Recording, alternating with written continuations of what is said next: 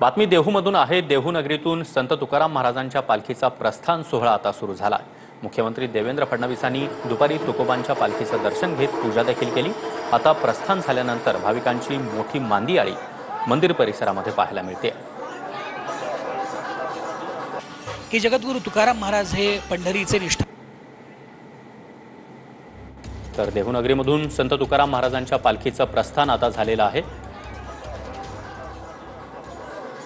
सर्वजण ज्या क्षणाची आतुरतेने वाट पाहत होते तो तुकोबांचा पालखी प्रस्थान सोहळा पार पडलेला आहे आणि आताच आपण बघतोय की पालखी मंदिराबाहेर आली आहे। यानंतर पालखीची पूर्ण मंदिराबाहेर प्रदक्षिणा होणार आहे।